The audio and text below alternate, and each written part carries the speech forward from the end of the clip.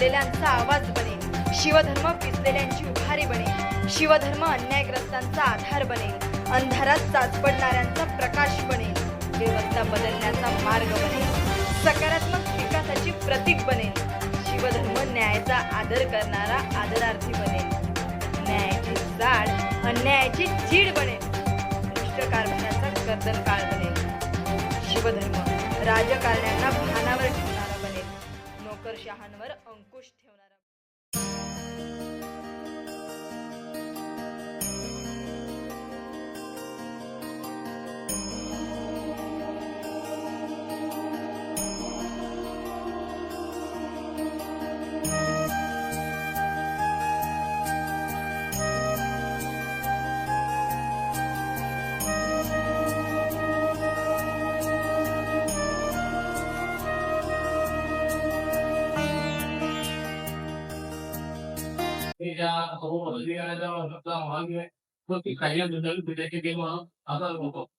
दूध ग्रामपंचायतीचे सदस्य रामदेव, त्याच्यानंतर सर्व ग्रामस्थ माझे मित्र मंडळी यांच्या सर्वांना मी होतो आभार मानतो.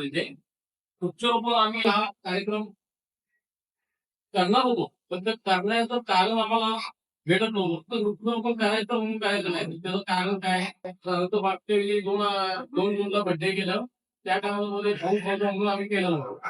तर पाऊस पडल्यानंतर काहीतरी कार्यक्रमाचं नियोजनासाठी काहीतरी आपल्याला काहीतरी ठिकाण पाहिजे ना. त्याच्यानंतर आपलं काहीतरी आता जे काय होतं आपण करायचं वगैरे असून त्या निमित्ताने आपण करत असतो. तर आम्हाला जरी भेटत नव्हतं, तर मग नंतर आपल्याला मॅडमचं बड्डेच्या निमित्ताने करून आपण ग्रामीण भागामध्ये पाण्याची भरपूर समस्या आहे.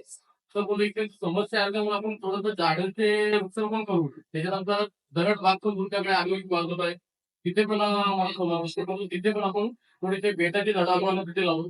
आता उपक्रम माझ्या मनामध्ये आलं, मी माझ्या सर्व पदाधिकाऱ्यांना विचारलं, तर त्यांनी पण मला सांगितलं चालेल म्हणून. मग नंतर मी ग्रामपंचायतकडे आलो. ग्रामपंचायत सरपंच साहेब आणि ग्रामसेवक साहेबांना पण विचारलं, ते होतं चालेल म्हणलं. तर मी 5 तारखेला बड्डे होतो, त्या बड्डेच्या निमित्ताने मी आम्हाला झाड ते वगैरे सुविधा वगैरे करून घेतली. आता तो कार्यक्रम यशस्वी करण्यासाठी हा मोहीमवार आहे. आणि माझ्याबरोबर माझे सगळे पदाधिकारी पण हा मंदिर आहे, आणि तो कार्यक्रम आज मी यशस्वी करतोय. त्याच्यामुळे तुमच्या सर्वांच्या प्रतिसादामुळे मी सर्वांचे आभार मानतो. हा वृक्षारोपणाचा जो कार्यक्रम आयोजित केलाय त्यांच्यासाठी एका प्रमाणे काय वाटतं, कारण असं प्रत्येकाला जी जाणीव होणे ही काळाची गरज आहे. आज सरपंच साहेबांनी सांगितलं की महाराष्ट्र, रायगडचा महाराष्ट्रामध्ये जे तापमान आहे 40-45, हे का आणि कशामुळे हे सगळं वाढत चाललं याचा विचार करण्याची गरज आहे. आपल्या ग्रामसेवक साहेबांनी सांगितलं की शासनाने त्यांना एक टार्गेट दिलं आहे, आणि ते टार्गेट पुरं करत असताना ज्या काही उणीव आहे त्याची त्यांनी खंत व्यक्त केली. परंतु मी पुढे जाऊन असं सांगेल की प्रत्येक नागरिकाचं हे कर्तव्य समजलं पाहिजे. प्रत्येक नागरिकाने किमान 2 झाडं आपल्या मुलाला कसं जगवतो त्याप्रमाणे त्या झाडांना दत्तक घेऊन ते जगवलं पाहिजे. याची काळाची गरज आहे. कारण आता आपण तरी ठीक आहे, पण येणाऱ्या पिढीचं किंवा येणाऱ्या जो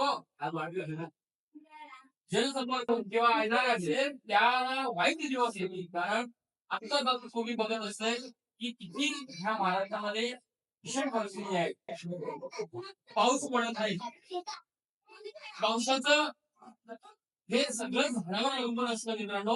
आणि झाड तुम्हाला काय देतं, झाड तुम्हाला सावली, फळं आणि काहीतरी देतच अशी भूमिका असताना मग आपण झाडावर अत्यंत प्रेम केलं पाहिजे आणि झाड प्रत्येकाने लावलं पाहिजे.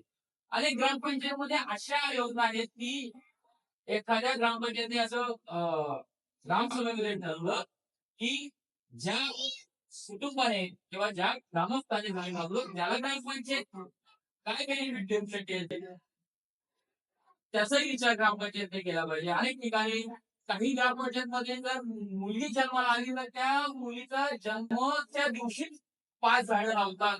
असं काहीतरी प्रत्येक ग्रामपंचायतने गावाने असं जर ठरवलं तर मला नाही वाटत आपला महाराष्ट्र राज्य आणि देश हा सुद्धा स्वप्न भूमीसारखं या निसर्ग चक्र सुसुळीत असं होण्यासाठी प्रत्येक नागरिकाचं हे कर्तव्याने केलं पाहिजे.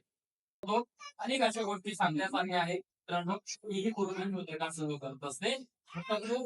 आज बाकी बोलण्यापेक्षा आज या उर्मिला मॅडम यांचा वाढदिवस आहे आणि त्या वाढदिवसाच्या निमित्ताने त्यांनी आज हा जो वृक्षारोपणाचा कार्यक्रम ठेवला त्यांना मी विशेष धन्यवाद देतो आणि त्यांना एका आपल्याला मदत करण्यासाठी आपण म्हणजे जेव्हा आपण सर्व उपस्थित राहिला मलाही सर्वांना धन्यवाद देतो आणि आमच्या पुरोगामी पत्रकार संघाचे जे जे पदाधिकारी इथे उपस्थित राहिले त्यांनाही त्यांचे विशेष धन्यवाद बोलतो. एवढे बोलून थांबतो. जय हिंद, जय महाराज.